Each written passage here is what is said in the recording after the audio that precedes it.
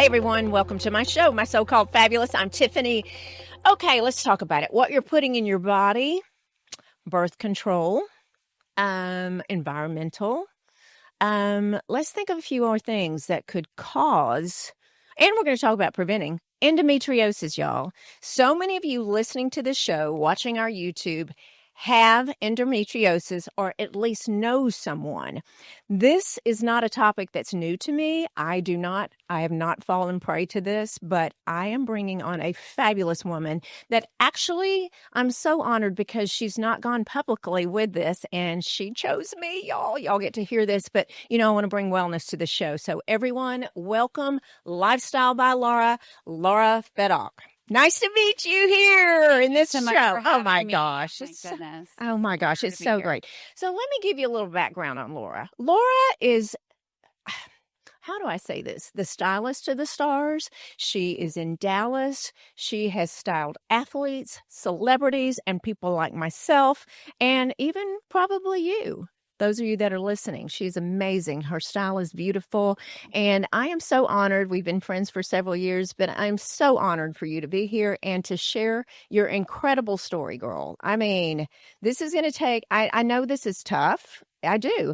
But I'm just going to turn it over to you because in 2023, things changed for you. Yes. Well, I can say the first thing that I noticed with endometriosis that didn't seem to be a red flag, women do not know that their periods are not supposed to be painful. So what did they do back then? They put you on birth control. That's how they handle cramps. As early as what age? 12. Oh my gosh. 12. So that's what you do. But it still didn't matter. I missed one day of school every single day. I couldn't really move. I had to take prescription nausea medicine. I was throwing up. I had my heating pad, and the nausea medicine would make me really tired. I would wake up, and that was the only time that my pain went from a 10 out of a 10 to about maybe a 3, and then I could go back to school the next day. What? Yes. I mean, 12 years old and going through this. And I agree. I remember my mother didn't do it. I grew up in a very strong Catholic family, and that was not an option. But friends that did it for their skin, their complexion, and then cramps, of course. Yes. And that was you. Yes. And one of the main things in birth control is estrogen. For sure. Which we'll be talking more about. Yes, estrogen. And it's in, I am on, and I've talked about this so much, bioidentical hormones, but they regulate and they watch my estrogen very, very closely.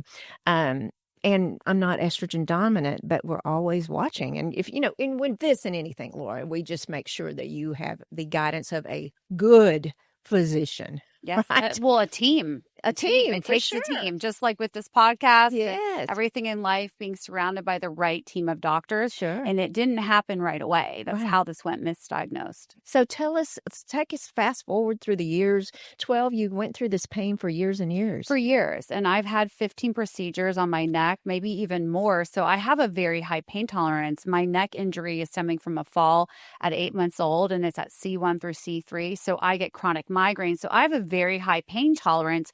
So I just always thought, gosh, every woman goes through this every month. This is horrible. But honestly, leading up to my first emergency surgery with the endometriosis, I had a full annual well woman's visit. You're kidding. And at that time, you could actually see that something was wrong on the outside of my body. My gynecologist, I do not go to her anymore. Right. Did not say anything. What? I mean, that's alarming. And then I actually went to a highly regarded minor emergency clinic because I was doing Pilates at the time, but something didn't seem right because I could see the sizes of something growing. So I had to advocate for myself. Well, I was told by this female doctor that I just had inflamed lower abdominal muscles and to just take 2 weeks off of Pilates, and that there was no way that you could possibly see my organs because there's too much muscle covering the female region in the lower abdominal area. And what age were you then?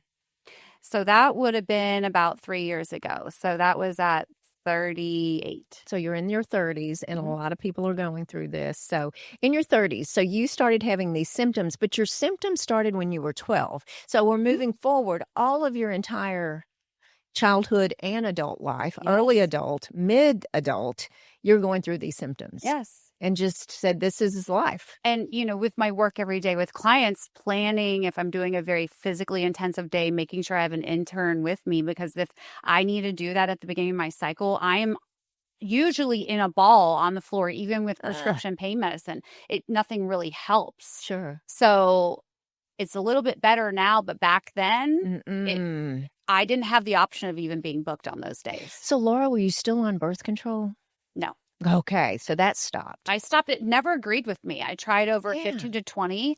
It always made me feel not normal from an emotional standpoint. Right. And it always gave me migraines, which was an issue with my neck already. So why would I want that? Yeah.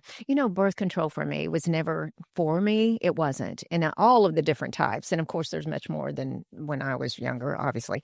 But it couldn't work for me. And the number one thing, I would gain 5 to 10 pounds. Boom. I mean, I'm like, what is going on? And then still had nasty, heavy periods, you know? Yes. So you had heavy periods, lots of bleeding too, right? A lot. Ah. Not normal, like lots of clotting, a lot of things that women don't want to talk about. I mean, this is not a fun, glamorous topic, but it's a real thing. And nobody is talking about this because it's so personal. Right. But I really want to raise awareness because we have to be the biggest advocates for ourselves. Right. And so honestly, what ended up happening in 2023, I had just gotten back from a business trip. About a week later, my cycle was starting. This was April of 2023. I had my birthday on April 20th, and I was dressing my favorite NFL athlete for the draft, the first guy I've ever dressed for the draft. The person that I was working with at the time kind of left a few things out of the custom suit that I helped design. And so I was at my parents' house, and I was sitting in their living room. And all of a sudden, I had the most excruciating pain, and I could not get up from the chair. When I got to stand up thinking, okay, the cramping, whatever, my cycle is going on, I was hunched over, and I said to my parents, I am not okay. I am not okay. My mom immediately told my dad, let's pack a bag. We're going to the hospital. Laura doesn't complain about pain. Wow. So me being stubborn, which I will never do this again, it was the weekend. It was a Saturday. Oh, yeah. I didn't want the weekend people. Yeah. And I also needed to do a few last minute things because somebody else didn't carry through on part of the project for Nolan. So I went to Neiman Marcus, sent off the tie, sent off backup pairs of jeans for his after party, and sent off another custom shirt for his after party. That was on Monday. So I had Saturday, I slept in my parents' bed on Sunday, felt a little bit better after just a heating pad, thought I was fine, but I knew intuitively that I wasn't. Right. On Monday, we got home. I never used the retailers for shipping something that needs to be rushed because the draft was that coming Thursday and this was Monday. My dad drops it off at UPS and I said, okay, we can go to the hospital now. Right. It's time. Now it's time. Yes. Oh my gosh. And so you were bleeding, you were in pain. I was in so much pain. I can't say enough about the Presbyterian Dallas. The emergency room there, it was so crowded. They did not have enough room for people.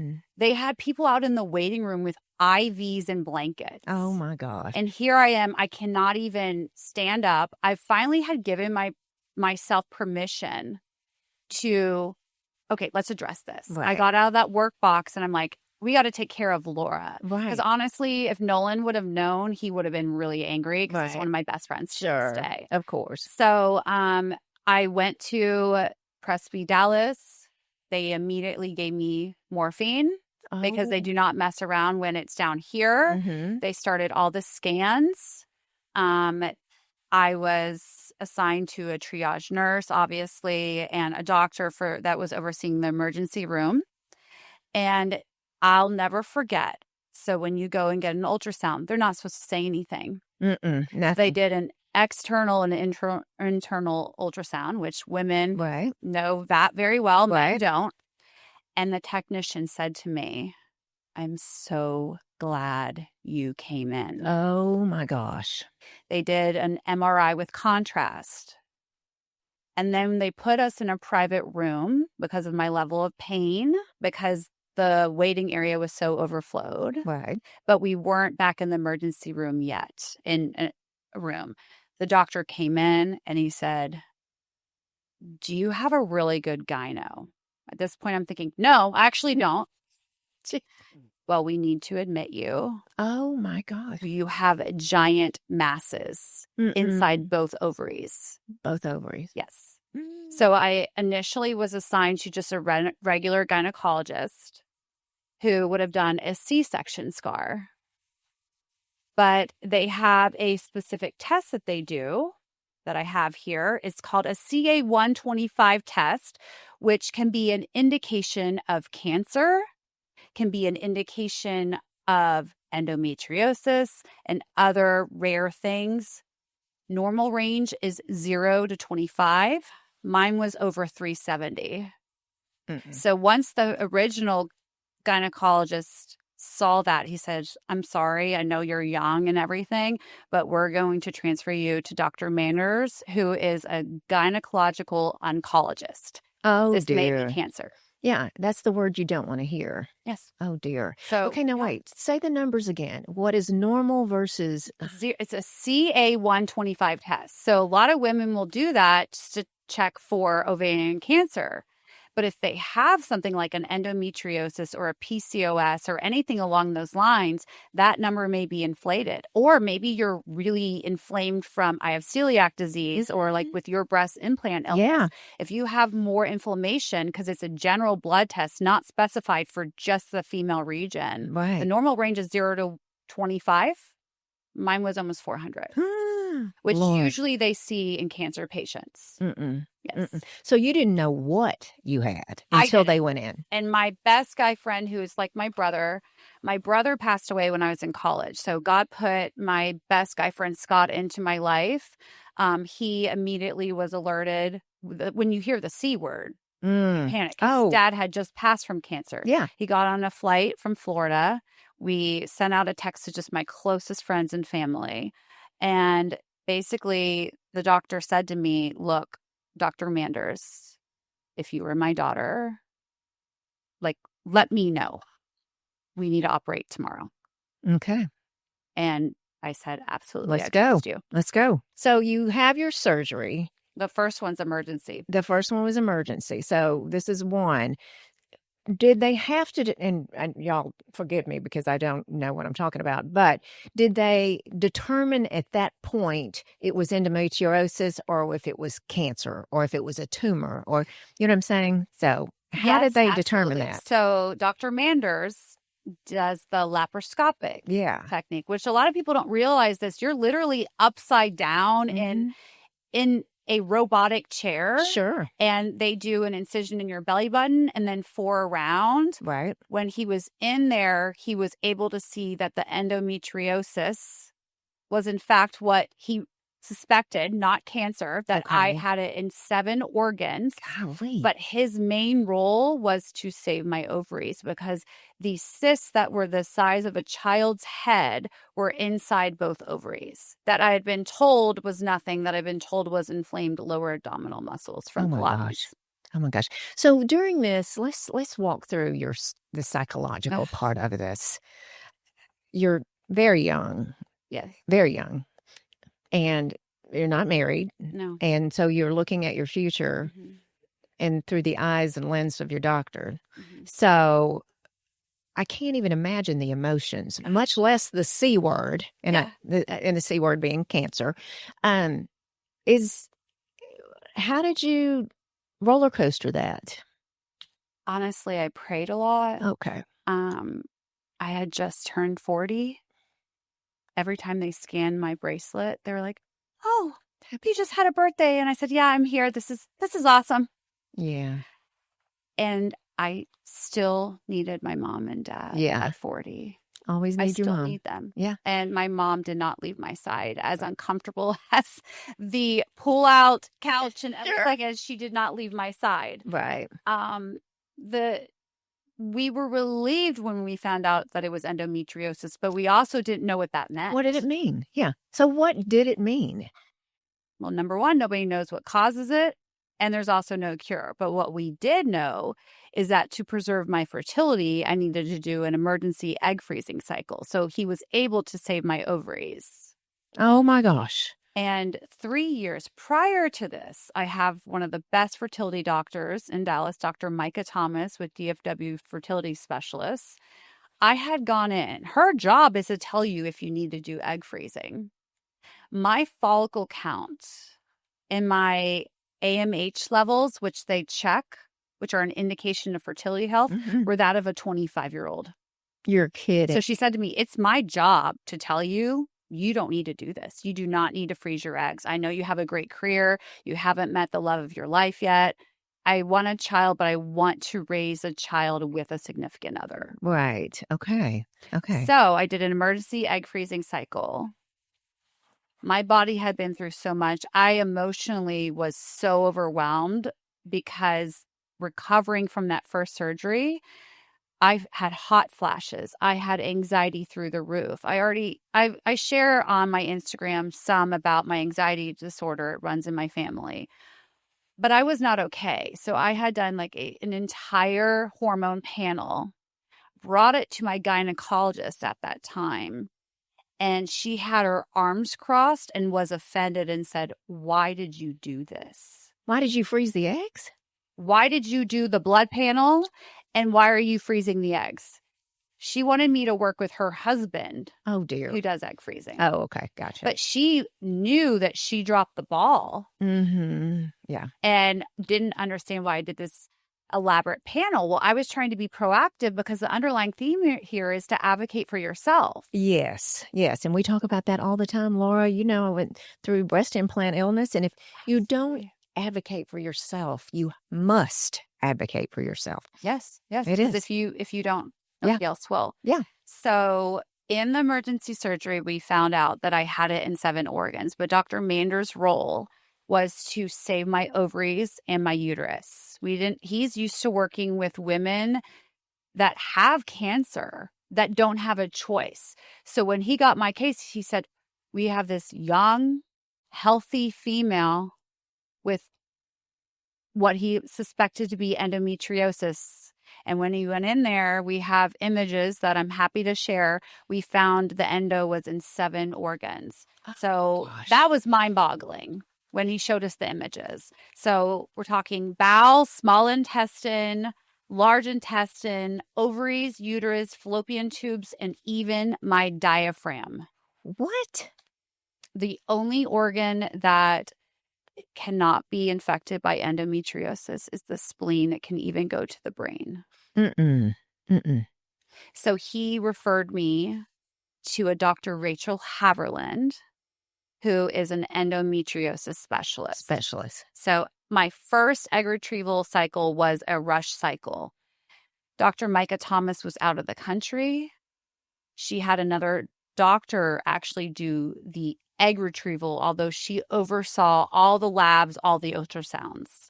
When I was in there, I saw a cyst starting to develop on the right side. It was an endometrioma. I said to her 5 different times, because you go in every other day for the blood work, for the ultrasounds. You're a human pushpin at that point. Do we need to stop the cycle? Do we need to stop? Oh, no, we'll be fine. We'll be fine.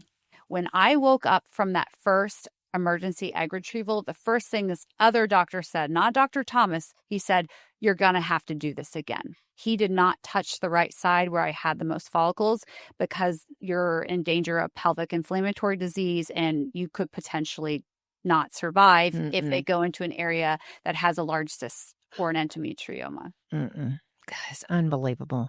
Unbelievable. Yeah.